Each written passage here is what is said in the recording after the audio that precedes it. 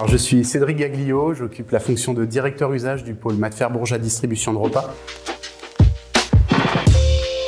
Egalim a été promulgué en 2018 sur une base assez claire, encourager et mettre un cadre légal autour d'une alimentation saine, durable et accessible à tous. Bien sûr, elle concerne toute la partie denrées alimentaires, mais également tout ce qui est déchets et contenants plastiques. Et c'est dans ce cadre-là que nous avons réintroduit la notion de contenant inox avec l'innovation que nous allons vous présenter.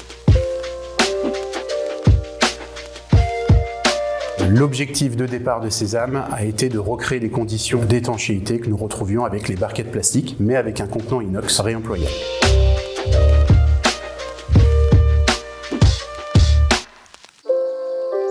Donc Sésame, c'est l'association d'un bac inox et d'un couvercle inox. Nous sommes sur 90% d'inox recyclé provenant de filières 100% européennes et en grande majorité d'une filière française, ce qui est très important pour nous. Concernant le bac, nous avons revu totalement sa conception et son dessin, en partant du principe qu'il devait s'empiler et se désempiler sans aucun effort. Et concernant le couvercle, c'est ce qui fait un peu plus l'innovation de la solution puisqu'il a été breveté, c'est le concept de vide partiel.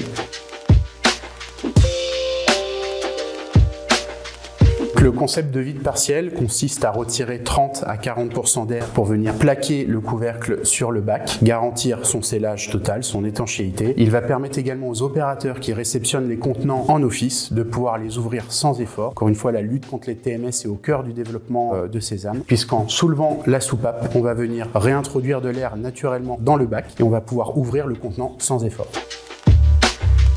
L'un des autres avantages du vide partiel, c'est qu'à l'ouverture du contenant, au moment où la soupape va être enlevée, on va entendre un pchit qui est un témoin sonore qui prouve que le contenant n'a jamais été ouvert ou n'a jamais été détérioré pendant tout le process logistique et de stockage et que du coup la consommation pour les enfants va se faire en toute sécurité.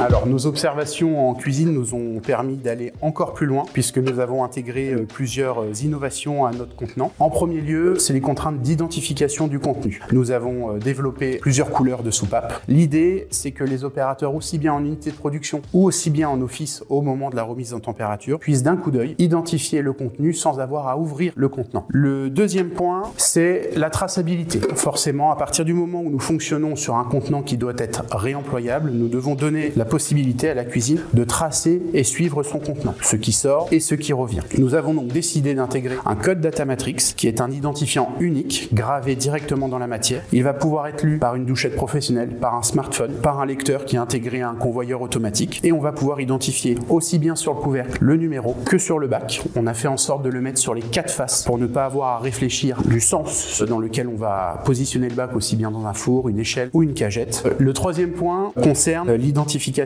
réglementaire. Nous avons décidé d'aller sur du marquage jet d'encre sur les bacs inox, donc qui est un ancrage sur lequel on va pouvoir noter toutes les informations dont nous avons besoin, qui va venir se mettre en automatique sur le contenant, qui va résister à toutes les phases du process, manipulation humaine, humidité, élévation de température, et qui ensuite va pouvoir s'effacer très facilement au moment du lavage pour pouvoir être réancré.